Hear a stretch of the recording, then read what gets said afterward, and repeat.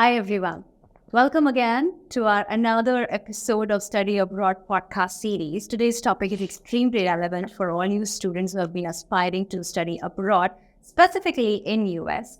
So today we are going to be talking about visas, student visas, all the myths around student visas, the processes around student visas, the mistakes that people make, how those can be avoided, and every single piece of information which is important to you will be shared today in this podcast by none other than Mr. Sanjay Kaushik.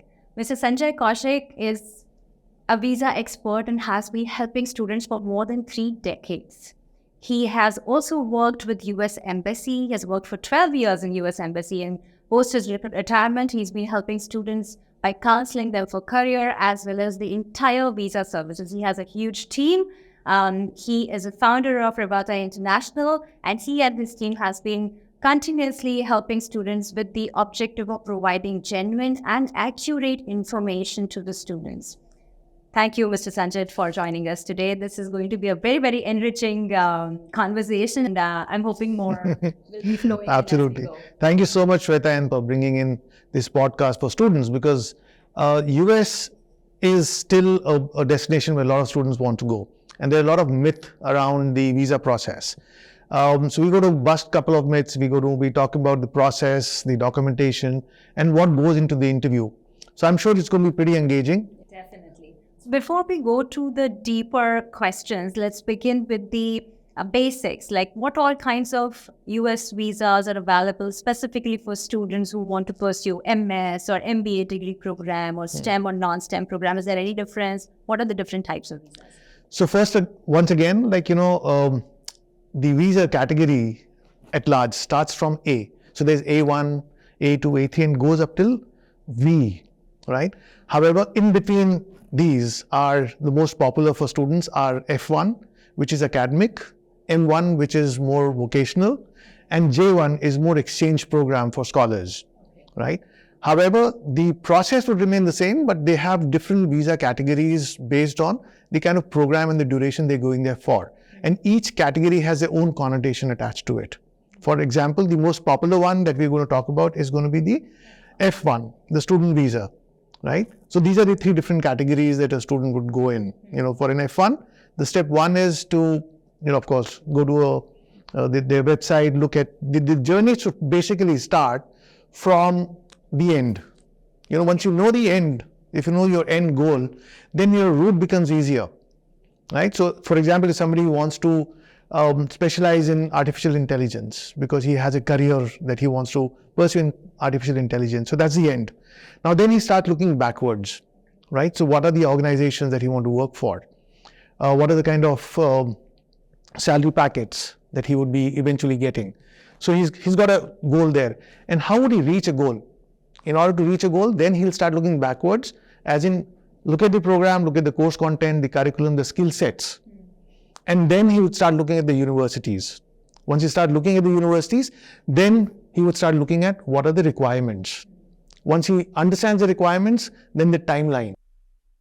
And then he should start working. For example, if he wants to get into an MS program, and if he's done his engineering here, then he would do his GRE. So GRE is a standardized test which the university would evaluate for the applications coming from all across the globe. Right. However, that's one part. Yes. That's just not the only thing, because most of the universities are also looking at their SOPs. Right. How do you design an SOP? What is an SOP? It's called the statement of purpose. Why do you want to study? How will not only they benefit, how would you benefit? So there has to be a combination of these two when you're writing your SOPs. Right? What will you bring in? Right? What are your challenges that you've faced, and how would you contribute in the classroom?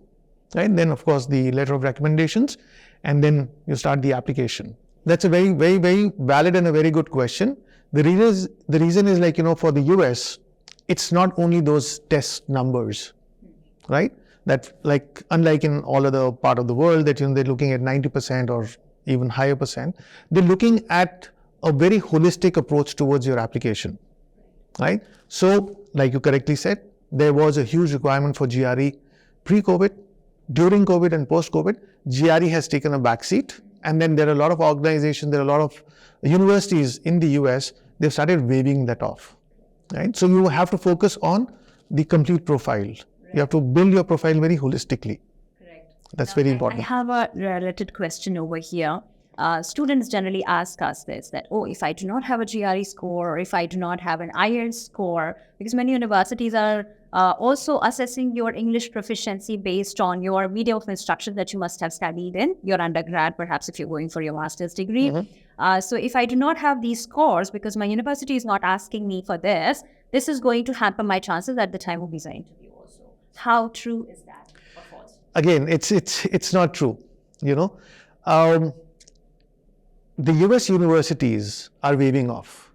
Now, a US university has to be accredited by the government, right? So that's the reason they have agencies over there. They've got USCIS, they've got Department of Homeland Security, and the visa has been assessed by the Department of State. So there are three major departments those are working on one particular visa, right? So when we talk about GRE being waived off, so it is not the university who's deciding it, right? It has been taken as a measure by the government. They would have already spoken about it. The universities would have written to the government, and then it is all decided. And then GRE is a part, but it's not the only part, right? And the visa officer, and that's the reason, like, you know, US visas, there's an interview. Yes. So they would assess you on various things. You know, not only your intentions, but your intention to go and study there, right? So a lot of people just interpret the law that you have to show your intention of returning back. But even before that, the officer has to be convinced that you are a legitimate student. Correct. That you have to reason to go there. You've chosen a university because you understand your skill sets, right? And how will that improve your credibility in terms of the job market, right? So once again, the GRE is a part of it, but not the only thing. So the interviewing officer is looking at you completely in those 2 minutes. Yes, sir. So I have heard this from students many a times that, you know, just get me the offer because I already have visa appointment booked for myself. They are in touch with many agents in India, and these agents are pre-booking appointments for these students. And is that even possible? Is that even legal to go via that route? And again, sometimes it does happen, as we are aware, that you get your offer letter slightly late, and then perhaps your session is starting next month or so. In that case, students also pre-book their tickets. So is that the right route to follow for them? Well, like I said, I worked with the US Embassy for a good 12 years in the visa section, starting from the non-immigrant visas to the anti-fraud, and then became the visa specialist. And so why I'm saying this, so that we understand, you know, how everything is interlinked with each other. So if we talk about the visa form, the DS-160, once you fill the visa application form, it stays in the system for 99 years. So whatever you're mentioning on your DS-160, it is very important that it should be absolutely accurate, right? And then once it is submitted, you can't make those changes. However, before submission, it is valid for 30 days. You can retrieve it and make those changes. So that's fine. However, when we talk about the agents, those agents, I mean, the system works on name and date of birth and your I-20 details. Because once again, like I said, I-20 is a very important document which comes from the university, but it is coming from the Department of Homeland Security and the USCIS. If once you get the I-20, if you look at the top left, the department name is mentioned there. And when you start filling the visa form, it's called DS-160. That's Department of State. So there are three departments, major departments working together. So if somebody is pre-booking a visa date, that's not possible, and that should not be done, because they would be either using a fictitious service number or they would be using somebody else's number, which is not a good idea at all. So once you get the I-20, then you should start the process. I understand that, you know, there's a lot of anxiety because there are a lot of agents and there are a lot of the digital media which keeps talking about, like, you know, there are various groups which keeps talking about, like, you know, the visa dates are not available, they'll fill out fast and you will not be able to go. That's not true. You know, if I just talk about the numbers that were issued visas last semester, the fall session of 2022, the numbers were 90,000. Yes. How did those students got their visa appointments? It's through the system only. There's no other way. So just follow the simple rule of the process, which is start your application, get your I-20, start filling a visa application form, and look for the visa appointments, and I'm sure the dates are available.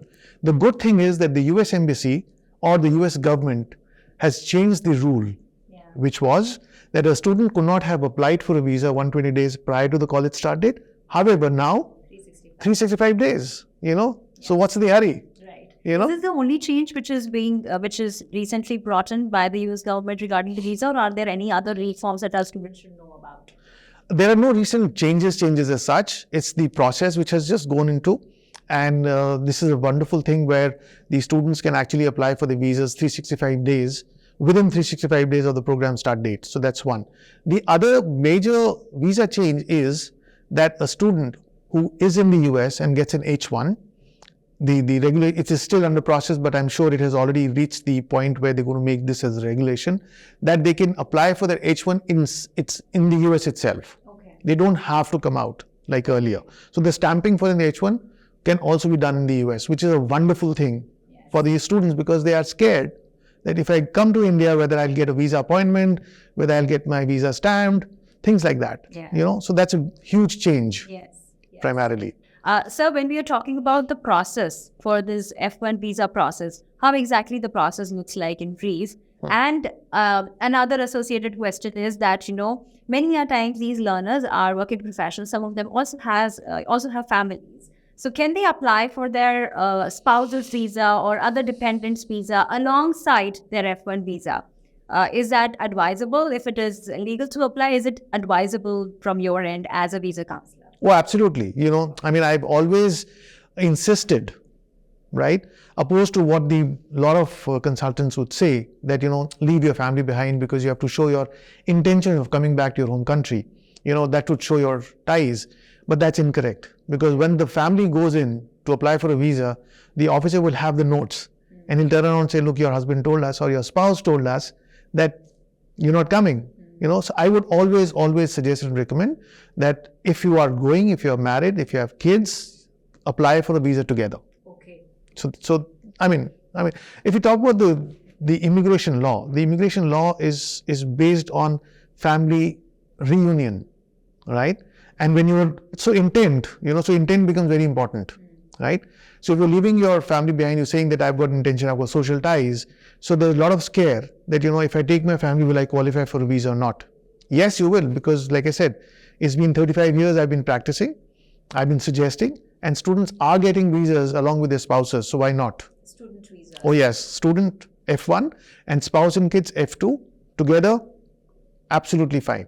As long as they have enough finance to support their spouse and kids as well. Because correct. The financial guarantee amount that they have to show to the university increases, right? I think it becomes double with each dependent. Correct.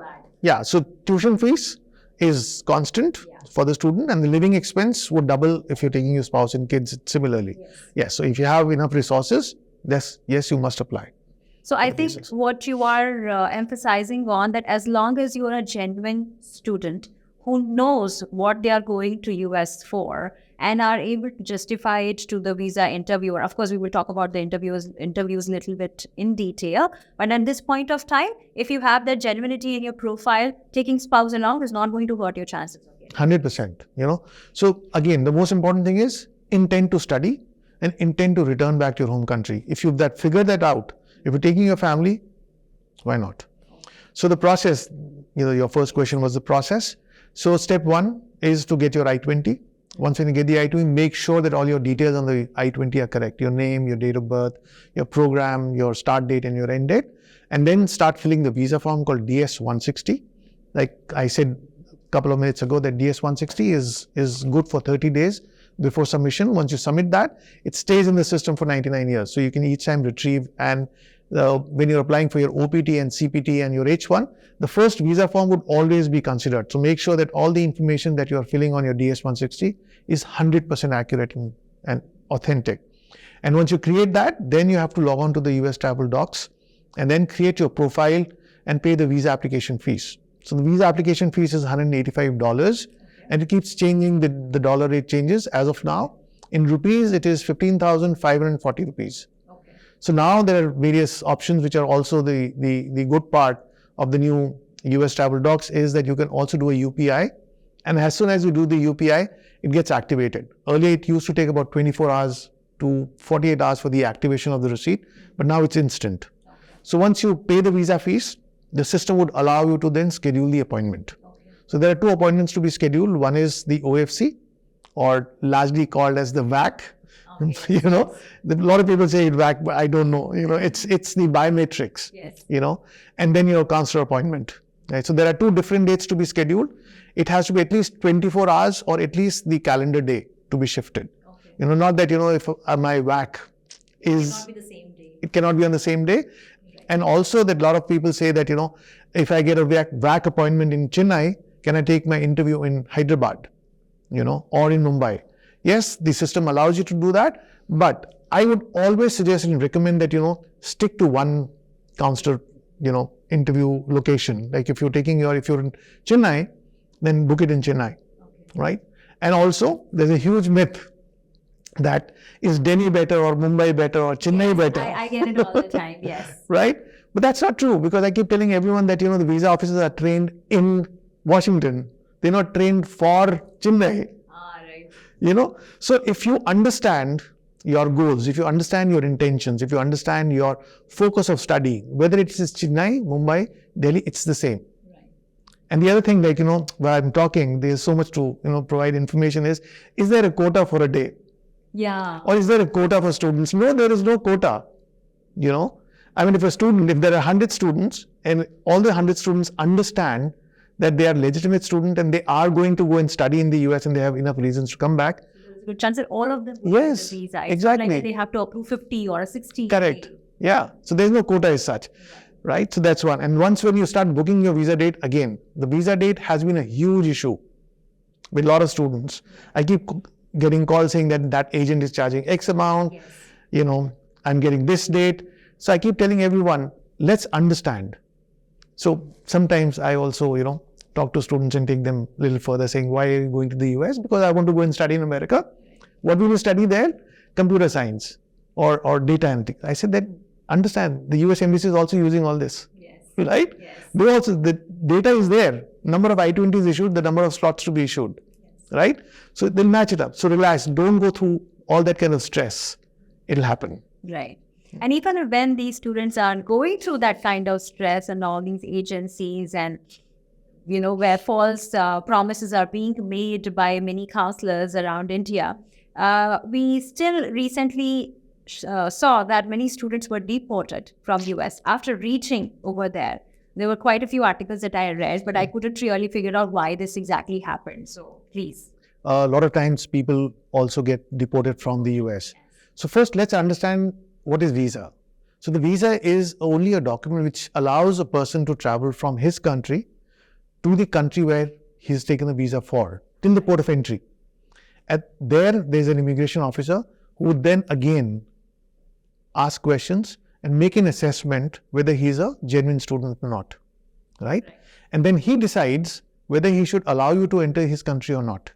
And then the duration, right? So again, there are a lot of parts involved. That's the reason I say that when you fill your visa application form, it is important that you understand what you're filling on the visa form, right? And because that's what your team helps students with. absolutely, you know, because we also make them understand, you know, not just fill the form. What is the form? You know, what goes into it and why? Right. It's just not a form, because that's the most important document for the US government. Right. You know, I mean, your passport is India, right? The I-20 is issued by the university. But what is the government doing? Government is issuing a visa, and for them, the DS-160 is the most important document. That's the only document that a person is filling out, right? And then, of course, the service fees and the I-20. So the immigration would also have the record of what you mentioned on your DS-160, right? So it's like I said, let's understand the I-20 issued by the university, but in sync with the USCIS, which is the border control, and the Department of Homeland Security, right? And then the DS-160. So once you reach there at the port of entry, the immigration officer has the right to allow you to enter his country, and for how long. So it depends on your I-20, the duration, and then of course what you mentioned on your DS-160. So they'll ask questions. So we're just discussing, like, you know, you've met a lot of students, those who had a great IELTS score, but they could not speak in English, right? And sometimes once a visa is issued, once they reach there, they don't know what they've mentioned on the DS-160 because their agent filled out the form, right? And they could somehow clear the interview over here. Correct. But when they reach there, there was a mismatch. And also, and if you remember when I said the journey should begin with the end, right? So that's the most important part. Right. is that what is your intention? Are you coming there for studies? If you want to come there for a job, most welcome, apply for an H1. Yes. There's a visa category for it, right? So nobody is saying that, don't do this. Do it the right way. Right. In fact, for that matter, even the visa interviewers, they do know that when you're going to US, you might want to take out some return on your investment that you're making. You might want to work in the US for 3 years during your OPT. You may even apply for H1B later. But then they also want you to go through via the right medium, like at least go as a genuine student and then pursue all those things. Am I right there? Oh, absolutely. I mean, so a lot of, when I do my counseling and when this question comes in, so the document that I sent out is like, job versus OPT, right? So students are very scared of talking about the OPT in the interview, but they should not be. They should not be. Now, again, if you look at the I-20, the third page of the I-20 says travel authorization and work authorization. OPT is not my term, right? It's a terminology from the US government, right? So they say study, get some practical exposure, right? And now the next part is that the organization that you're working for, if they want to hire you, they'll do an H1, right? So they have a process in place. So follow the process. So yeah, I absolutely agree with you. And so this question I'm going to answer in two parts, right? So I'll start with the switching of program and switching of universities. So like you correctly mentioned, that students would apply for a visa, and then unfortunately the visa is refused. Then they would change either the university or the program, and then go to a different location, right? And so I would call it as visa shopping. If not this, then this. If not this, then this. That's not the right way. So what you're telling the officer by doing this is that the officer was right in assessing your application that you didn't want to go for this program.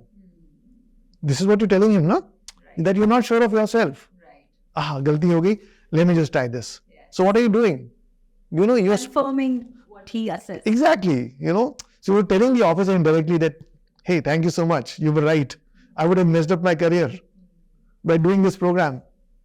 How strange is that, right? So that's a big no for me. Now, if I talk about great learning, we were discussing about the hybrid program. Right. So it has a different connotation. And I guess what you guys are doing is very good because you're already establishing a student's intent to study, right? Because he's committed.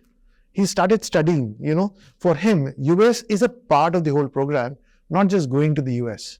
So I keep telling everyone, my dialogue, there are two kinds of students. One, those who want to go to the US, and one, those who want to go and study in the US. A person who wants to study would understand his goal, would understand his intent. Right. So that also sort of contributes towards your visa interview preparation, because you can talk about the curriculums, then you can talk about the possible outcomes of the program. Now, for our viewers, I'll quickly define what hybrid learning is, or we may also call it blended learning. Where you do first year of the program, we have a bunch of programs from top, universities from all around the world. And these are master's degree programs, predominantly STEM degree programs, where the first year can be done online, or first 6 months can be done online, post which you move to the campus, US campus, and then you finish your degree program over there. While, as Sanjay sir mentioned, there are a bunch of benefits that you can also speak to your counselors about, including the cost benefit. But there are also a lot of myths in the students' mind, or skeptical they get. Sometimes they feel that, okay, if I go via hybrid, my chances of getting visa are less as compared to if I go for a 2-year full-time degree program. Or if I'm going via hybrid, I may be adding 1 more year of gap before I apply for visa. So that may also hurt my chances. Do you think any of this matter? Not really. Because if we talk about the hybrid program, and if some students are going online and reading what is the hybrid program, so that hybrid is eventually, or I would say that if a student goes to the US, right, and then he chooses to study hybrid, not a good idea. Why? Because over there, also that's the reason, there is USCIS and there is Department of Homeland Security saying that a student means a full-time student. Right? That you have to go to the university, you have to go and study, you have to have your attendance in place. So there could be other universities which are offering hybrid program with day one CPT. Not a great idea. However, the difference between that hybrid and this hybrid is that you're studying in your home country. You're not in the US, right?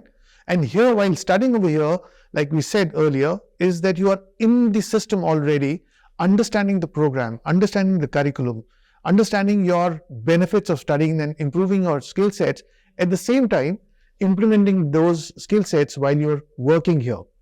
And like you also said that, will there be a gap of that? Because you're a continuing student, there's no gap as such, right?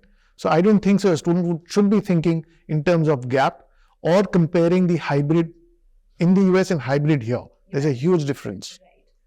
Talking about the gap, I also would like to add over here, like Sanjay sir mentioned earlier, that you can apply for visa 365 days before. Right. So it's not like that if you're going via hybrid learning, you're applying for your visa 1 year down the line. Correct. Not. As soon as you enroll in the program, as soon as you can show your financial guarantee amount, your visa can be definitely applied as long as the slots are available. Absolutely. Okay. So you mentioned that there is VAC or VFS. What exactly happens over there? And then after that, what happens at the interview time? Students are also most of the times confused about whether they should be carrying a lot of documentation at the time of the interview, which is like all their family history. How does it exactly go? Good. So good questions here, because I also get a lot of inquiries and a lot of questions about the documentation and what is the importance of the documents. And I've already submitted my documents at the I-20. Should I carry those same documents and stuff like that, right? So let me just break it down. So VAC is primarily your fingerprinting and your photograph, all right? So the documents for a student to carry at the VAC biometrics, over there you have to carry your passport. And if you have more than one passport, like your old passports, try and carry all those documents, your passports along with you. You're going for an interview or you have an appointment, so your appointment letter. So once you complete your process by filling your DS-160, creating a profile, paying the visa fees and your service fees, I'll also talk about the service little later. So you have to carry those documents, your passport, your visa appointment letter, your DS-160 confirmation page, not the entire DS-160, just the confirmation page, your I-20 and your service fee receipt. Those are the only documents required. A lot of students also ask a question saying that, do I need to carry my photographs? No. That was an old system which they've done away with. So once you reach there, they'll check your passport, your visa appointment letter, your DS-160 confirmation page, your I-20 and your service fee receipt. They'll verify those details. So this is where they check your DS-160 and match it up with the I-20. And your profile. If you have a different profile with a different DS-160 number or your service number, then you'll have a question. So I was saying that, how can you pre-book it? Right. So this is where they would verify it. And once that is verified, you go inside, then they'll ask you to take your fingerprints, click a picture and you're out. There's no interview, there's no document submission. Right. So be there at least half an hour before, your scheduled time, and that's it. And when you go in for a visa interview, you have to carry the same set of documents which are verified, right? And then over there for the interview, you have to carry all your documents, including your education documents, your work-related documents, and your financial documents, right? So now the question comes, what financial documents should I carry? And what are the significance of the documents? If I've taken an education loan, how does that work and stuff like that? Or do I need to carry a CA report? Yes. Which everybody talks about. Yes. Do we need to carry CA report? Okay. Or the evaluation of my property. Yes. Please don't run around and get all those things done. The officer is not interested. Okay. So the documents for I-20 are different and the documents that you carry for your visa interview are different. So let's understand the difference and why. Okay. So the I-20 documents, the financial documents, they just need to see that you've got enough funds in your saving account or your fixed deposit or a combination of saving account, fixed deposits and the education loan. It should cover the first 1 year of expense because those documents have to be sent to the university. The university has to upload them on the website of the Department of Homeland Security and the USCIS. The USCIS, the immigration law says that a person who's coming here should not become a public charge, right? So public charge means that the government should not be in a position to taking care of them. So you have to show documents that shows from a bank or the education loan or the institute that you have covered, right? However, the visa law is different. The visa law says, show your ties to your home country. So ties, what does that mean? It means your social ties, your financial ties, your family's financial ties, right? And then, of course, your intentions to return back to your home country. So you're being judged at these three things, right? So when we talk about financial papers, so if your family is if your dad's working, right, or if they're into business, so the documents would change accordingly. However, the tax returns for the last 3 years shows the annual income. The bank statements for the last 6 months shows the transaction. Not that you have to have the entire amount in the saving account. Nobody keeps that. Yes, right? So keep your documents as normal as possible. As in, if a person is working, so you would have a provident fund account, right? You would probably have saved in savings, investments in fixed deposits, shares, bonds, salary slips. So let's break it down. So if your father is working, then 3 years of tax returns, currently working, salary slip for the last 3 months, bank statements for the last 6 months, and any other proof of investment, fixed deposits, PF, GPF, insurance.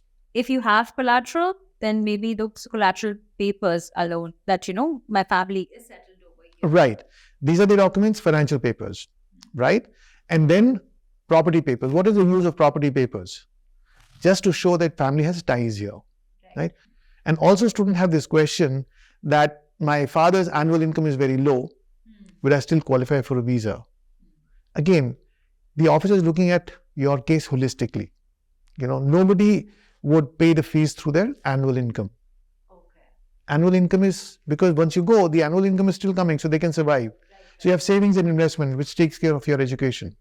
Or if you've taken an education loan, that can take care of your expenses, right? Now, should I show, if I have enough money in my education loan, why should I be carrying these documents? Education loan is only showing... You study over there. Correct. It's only showing the availability of funds. It is not showing your financial ties. Correct. It's not showing that, right? So if you've taken an education loan, you can carry it, right? But not just that document, because the law says financial ties to your home country. Because the most common reason behind the student visa rejection is also 214B. There are no reasons. I have not really seen reasons that you couldn't give us enough financial guarantee. Because if you wouldn't have given enough financial guarantee, you wouldn't have gotten the I-20 to begin with. There you go. Correct. Right? If you understand, like I said in the beginning, there are two kinds of students. One those who want to go to the US and one those who want to go and study in the US. Right. So 214B essentially means that the student or the person who went for his interview could not show his intent of returning back to his home country, could not show enough ties. Right. Now, what happens is that the interviewer officer has standardized questions, right? And he's expecting the person to provide information voluntarily, right? Voluntarily. Yes. It should not be brief. Exactly, So a lot of students come and say, I should be very brief. I've been told that it should be brief, but he should not be brief. He should provide some relevant information, and he has to drive the interview. Not expect the officer to come out and ask him 20 questions to get one answer. You could be a person who's maybe a doctor who wants to do computer science, So you have to provide relevant information. Why computer science? Why in the US? Why in this particular university? They'll all follow up, right? So why do you want to go to the US is, sir, I've done my bachelor's in mechanical engineering, so we'll also come down to that. Or I've done my BTech here in the year 2019, and I've been working in the industry now for good 3 years, and I've realized how the technology has grown, right? There's a shift in technology. So I'd like to upgrade my skill to get some skill sets which would help me grow professionally once I return back to my home country. Once again, the end goal in mind. Yes. The journey. If you understand where your journey ends, it becomes easier for you to route your answers. And also, it becomes easier for the officer to understand your intent to go and study. I want to go and do my master's. But I want to go and do my master's for what? Yes. What's the end goal? Yeah, what is your end goal? What will you gain out of it? And right? Here you have also clubbed in the answer that especially if your background is was away from what you are going for, how do you attach the two? Exactly. So you have to connect these things together, right? So you have to, again, like I said, drive the interview. You have to provide him your background. He doesn't know you. He's got only 2 minutes, right? And if you work on the answers that we are giving here, you can actually finish all the answers in less than 2 minutes or less than 3 minutes, even if you have to elaborate to the extent, right? So first answer, it also shows your intent to return back. So you're overcoming the presumption that you're a potential immigrant. I worked in the industry. I've seen how the technology has grown. I want to go and specialize in this particular area because this is how the industry is being driven now. So that once I come back with the new skill sets, I can progress in my career. Right? So my career. So your course and career should match up. Now, why this university? So again, this is how the officer understands the difference between a student and a legitimate student. Right? A legitimate student would understand the outcome of what will he study there. So choosing a university, because I also hear all kind of weird answers that I've chosen this university because the weather is very good. Is that the reason? And students will come and say, I've chosen this university because it's affordable. I mean, you're going to the US to study. Are you choosing this university because it's affordable? No. That way, you're already mentioning that, I will not be able to survive or sustain, or my family has financial issues, all kinds of assumption, right? So when I talk about the documents, is education loan enough? The law says financial ties. Why have you chosen this university? Because it's affordable. So financial ties. So your 1 point goes off, right? So why have you chosen this university? So based on my research, because I want to specialize in artificial intelligence or machine learning, I've already been introduced to this program and I understand the curriculum and I understand the benefits of this program. So that's the reason I'm going to this particular university, right? So you've already bring those things, elements in, that you're already in the program and you understand. So the officer understands your intentions to study. And it should not always be associated with university ranking, if I may say so. Like it should not be that cause this university is top university, which is why I am going over there. It has a lot to do with the curriculum. Exactly. It has a lot to do with what you want to attain out of that curriculum. And maybe the other features that a university may have. Maybe they have great research opportunities. Correct. Maybe they have really good labs. Or Correct. Maybe they have those kind of faculties that this student would want to study under. Maybe their pedagogy is very practical. There could be many reasons apart from ranking. That is what students end up saying. And this is a very good university. Yeah. Right. So here I'd like to mention that, Sanjay Sir's team in association with Great Learning, they help students prepare for this entire process. They help students for the visa, all this documentation, which also includes filling up the DS-160 form, service fee, all that he was mentioning. And most importantly, they enable students to perform appropriately in the visa interview. Like he mentioned, they do not make them mug up the answers to a particular question, because that way, if out of syllabus question comes, correct.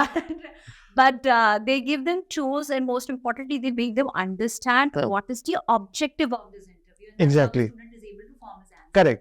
Correct. So that's the reason we have a huge success rate. Like, our students, we can proudly say that our success rate is more than 98%. Not 100%, but 98%, which is fairly well. All right. So 2 questions. Why do you want to go to the US? Why have you chosen this university? How will you fund your education? Right. So here I get calls from parents, I get calls from students, and there are repeated calls and, so, but I understand their anxiety, and I also understand that, there's a lot of information and myth and misinformation which goes on, which we've covered. However, if you understand the sequence of the answer, it is not just that, you've got enough documents, but the sequence matters, right? So I keep telling everyone that every human, visa officer is also human, right? Every human has their own sense of understanding an answer, right? We have our own baggages. So instantly, as soon as we give an answer, the calculation starts and we reach a conclusion, right? So for example, if a student goes and says that, how will you fund yourself? I've taken an education loan. And after that, the officer stops listening to you. Okay. Then what happens? Then he's believing that, he doesn't have money, he doesn't have annual income, his parents are not doing anything. How will he repay the loan, right? So he could be a potential immigrant. I mean, you can't stop his thinking. So how do you answer that? So that he's not thinking that. Exactly. So you have to capture it. So what is the law? That you have to show financial ties to your own country, right? So financial ties, how will you fund yourself? So my family is going to take care of my expenses. This is what my parents do. That's the annual income. That's a total savings investments. We also own properties here. However, I've taken an education loan, and then it comes to that. You've shown your ties to your home country, and then the availability of funds. right? So you have to provide that information. Taking 100% loan for your education is not a problem. The problem is if you just say that I've taken loan and you full stop over there. Correct. Right? And then the comeback from a student is like, if I have all this money, why am I taking an education loan? So the answer to that is it's financial planning on our part. Why? Because my capital, which is in the fixed deposit, is giving me better returns. The education loans are easily available. I can repay the loan. Now understand this. I can repay the loan in easy installments once I return back to my home country. There is tax benefit. And I tax benefits. Over here also, I've shown my intent of coming back very smartly, even though the officer is not asking me. So what I'm doing is I'm repeatedly hammering those things, saying that this is my intent.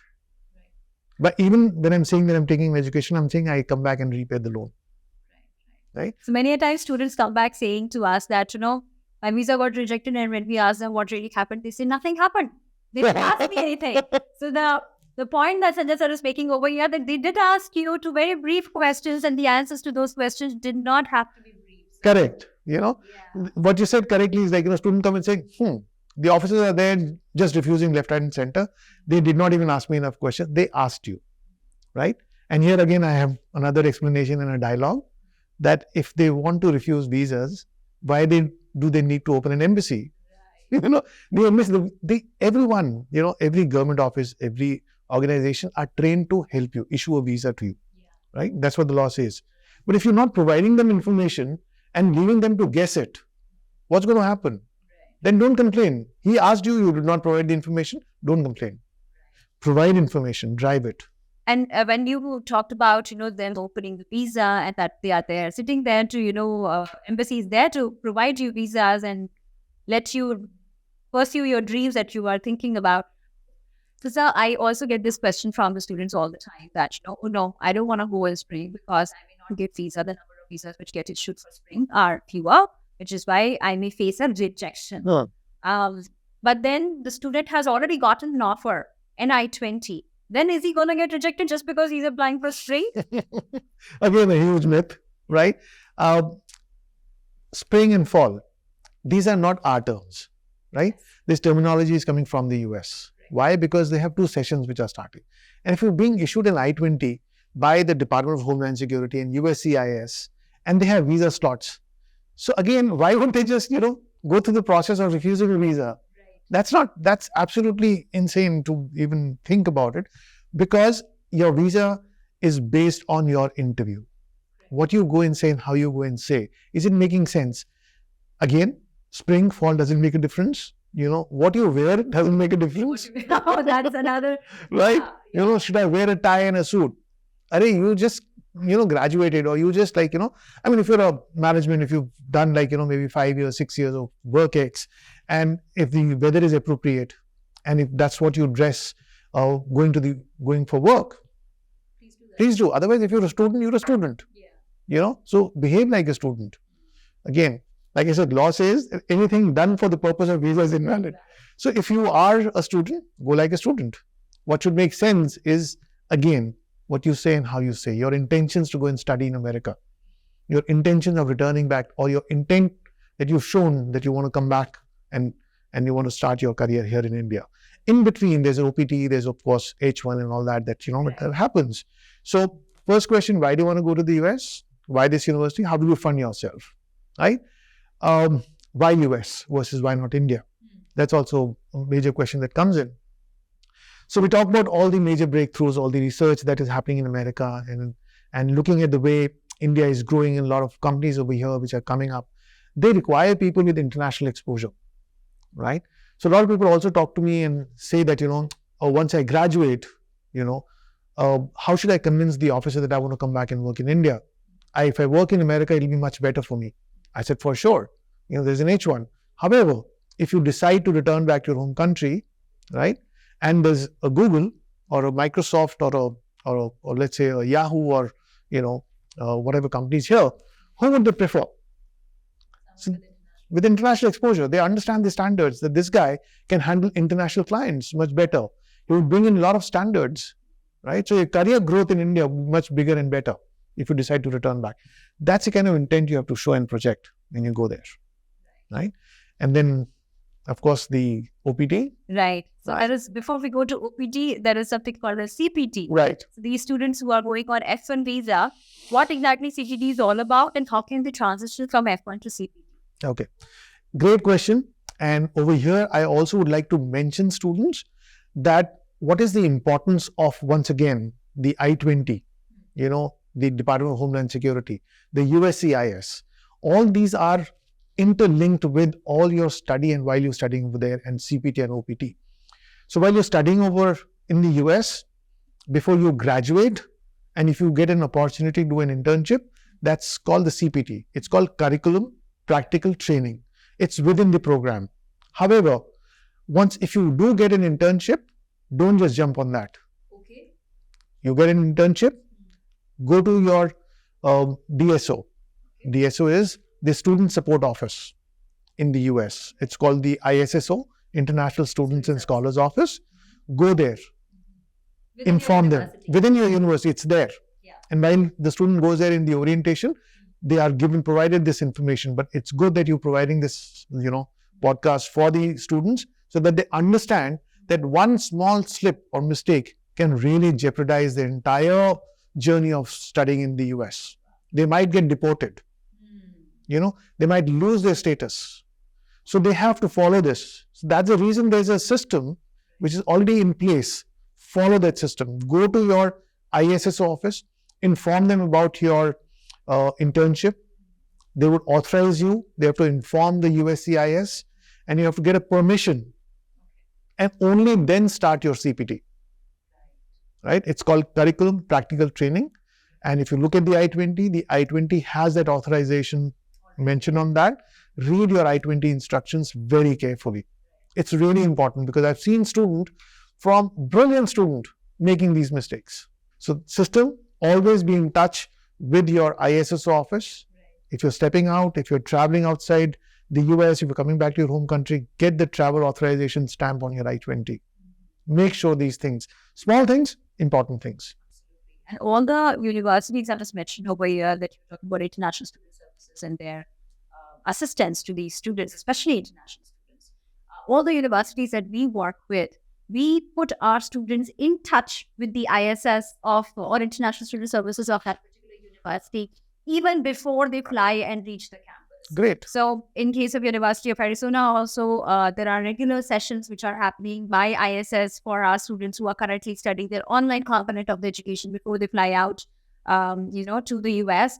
In case of Walsh College, we have done detailed sessions so that these students understand that what kind of assistance is available for them on the campus also, and they are introduced to that beforehand itself. Otherwise, they get lost, like you mentioned, and we take advantage of that. Correct. Great. So CPT, yes, get into the system. Also, there is a rule around CPT unless it is already built in your curriculum that you need to be spending 2 major semesters on the campus to become eligible for CPT. Otherwise, it could be part of your curriculum itself. Yeah. So many a times students feel that, okay, if I'm going via hybrid, so I may, by the time I finish my 2 semesters on the campus, I may be done with the program, and then I may not be eligible for CPT, but OPT, which is full-time work, and there's nothing wrong with that. But they sometimes feel that, okay, let me extend my education tenure in the US. I will do only, suppose, 10 credits in 1 year, and I'll save 5 more, or I'll do 12 in 1 year, and I'll save 3 more for the next year so that I can become eligible for CPT. Would you advise on doing something like this jugaad, if I'm No, because if we just work within the system, because you have an OPT already, and CPT and OPT, yes, you can extend your program if there's something which is going in between, which would make the student more credible or give him more insights. That's fine, but largely I would say just stick to the timelines. It is going to be really good for a student to complete the program and then get into the OPT so that he gets higher chances of getting his H1 into the lottery. Absolutely. So I would recommend that they should just stick to the timelines. Absolutely. The H1B is basically an employer sponsored, or the process is driven by your employer. Yes. They see value keeping you for a longer period. Absolutely. When it comes to OPT, also these students can transition from F1 to OPT, and when do they exactly apply for Good question, because a lot of students also have this misconception of the OPT and what they should do. So I always recommend students that once you complete your program, you have 90 days to look for your internships. But I always tell them, don't wait for your program to end. Pre-start it. Start connecting with employers. Start going to the ISSO office. Start looking at various options. So by the time you complete your tenure or your program, instead of waiting for the program to end and then start your OPT journey and looking for employment, pre-start it. So that's one. So the regulation says the student, once they complete the program, they've got 90 days to either change the visa status or leave the country. The law says very clearly, if a student overstays the 90 days, then he's ineligible for 3 years. If more than 10 days or more than 30 days, then he's ineligible for 10 years.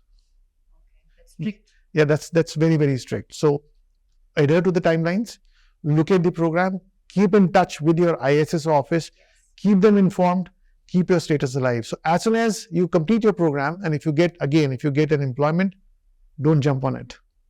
Get your employment, go to the ISSO office, ask them to request for a change of status. So the ISSO would write to the immigration office, the USCIS, request for a change of status. They'll get the approval called the I-797. And then they would also get a card called EAD card, Employment Authorization Card. Right? Once that is done, get your I-20 stamped with work authorization and then join. They should follow this structure and they will not have any problems ever. Right. And it may seem complicated at this point of time, but if you are working with the ISS office in your university campus, then this is going to be a much simpler process because they will guide you, they will take care of the process for you. Also, Sanjay sir, when it comes to OPT, you also mentioned, regarding CPT that, even if you get a job offer, from the employer end, they may or may not check all the details which are there on your I-20. They may or may not check whether you are eligible for CPT, and they may make an offer to you already. Even then, these students should be going via ISS and taking care of things from their end also proactively. 100%. I've seen students, those who are while studying, during their vacation time, in summer vacations, they got an employment, they started working there. And after working there for almost a month and a half, the employer, came back and said, what's your visa status? And then the problem started. And when he went back to the university saying that I was working there, university say, hey, we didn't authorize you, right? So they have violated the visa law.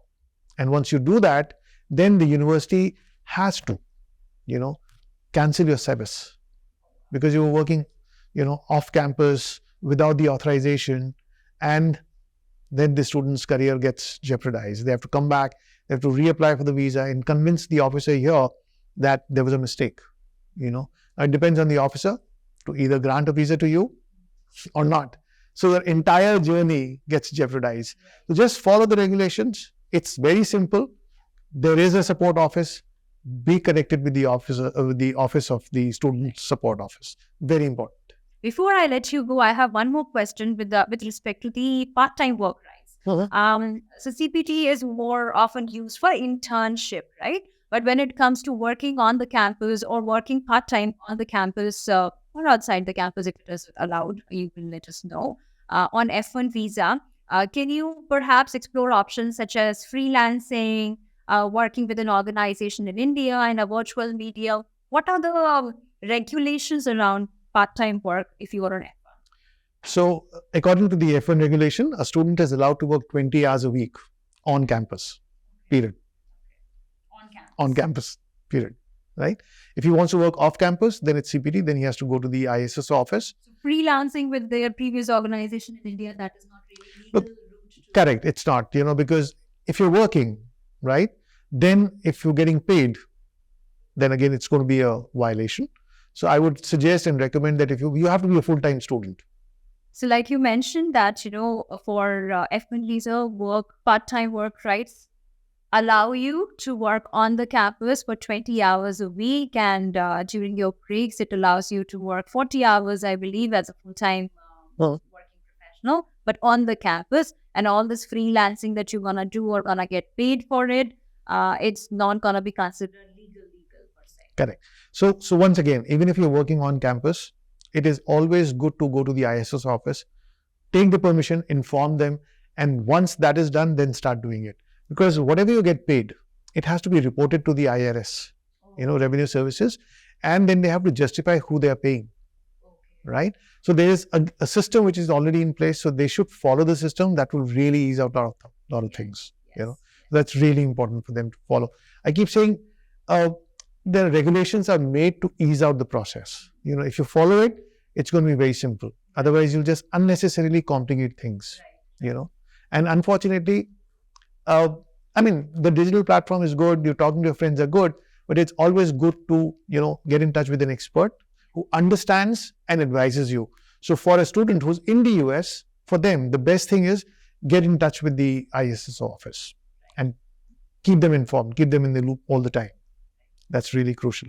This also we get from the students all the time that, some of their relatives are already in the US, or maybe a very close family member, maybe brother, sister, husband, someone is there in the US right now. Should they be mentioning about this in the form? Because if they do, they're clearly letting the officer know that I have someone, and the will officer look at me like, okay, I'm also going to be staying back in the US, and my visa chances are gone. Yeah, and very interesting. And I love this kind of conversation and these questions coming from especially students who are going to do their masters in computer science or in data analytics. So let's understand the process. I always tell this in a very, very joking way, is that, the American embassy is not working on typewriters. They're working on computers, right? They have a database, right? Now, so there are two questions. One is, do you have any immediate relative in the US? And the assumption is that, if I do mention that, will I be considered as a potential immigrant? The answer is no. You have your own journey. The person who went to the US as a student or currently on an H1 has his own journey. But should I mention this on the form? Yes. Why? When the person applied for his own visa, they mention the name and date of their parents. And if you're a sibling, you would mention the name and date of your parents. What will the system do? System will show that. Okay. Now, like I said, it's your journey, your intent. Once again, if you're able to show your intent to go and study, if you understand what are the skill sets, what are the benefits of studying there, the officer understands that there are siblings, but both have their own journeys, right? So it is very important, like I said, always mention absolutely authentic, correct, credible information on your DS-160. Always. It stays in the system for 99 years. So the point is, this is what I'm taking away from this. You do not have to proactively go and talk about it that, oh, listen, my brother is already there. But at the same time, if you're being asked a question, do not lie about it. Right. Okay. So that's one. The other thing is sometimes when a student comes in, he believes that these points are negative for me. How do you turn that negative into positive is very important, right? So whatever you think is negative, we can turn that into a positive thing. And if you also look at that, so one of the questions when a lot of students come and say that I've done my mechanical engineering, but I'm going for computer science. What do I do? Right? So I keep telling them, why are you looking at this as a shift? Look at this as multiple skill sets. Or an enhancement. Enhancement. Yes. Yeah, so let's say that you come back and work for Mahindra's, mechanical, right? Yes. Computers, you're creating software for automobile, right? Electronics, computer science. The kind of programs that we have at this point of time are all STEM programs that are all in the area of data analytics, business analytics, machine learning, AI, data science. So these are all very multidisciplinary fields as of today, where there is an application of data analytics, there is an application of AI or ML for that matter in every single field that we see today. For example, mechanically, you talked about Mahindra, and I'm sure, there are auto-run cars these days. Tesla is manufacturing a bunch of them. And you do need AI and you do need mechanical skills. So if you have that domain knowledge, and then if you are enhancing it using these new technologies, you're definitely making your career a stellar one. Yeah. Thank you so much, Sanjay sir, once again. I can't really thank you enough for sharing all those insights that you have gained over the years, over 3 decades of your helping students in this field. And I am sure that, we may have to come back to you for another session, because I'm sure there was a lot that we are going to get as questions from the students. And as we get those, we are going to be consulting with Sir. And if you have any specific questions, you can always write to us. You can comment under this podcast when you're watching it, and we will try to pick up as many as possible. Once again, thank you so much. And thanks to you all. Please subscribe to us in case you're enjoying these podcasts. These are making sense to you. These are helping you in your study abroad journey. And we will try and keep bringing in relevant topics to help you further. Thank you. Thank you so much. Wonderful.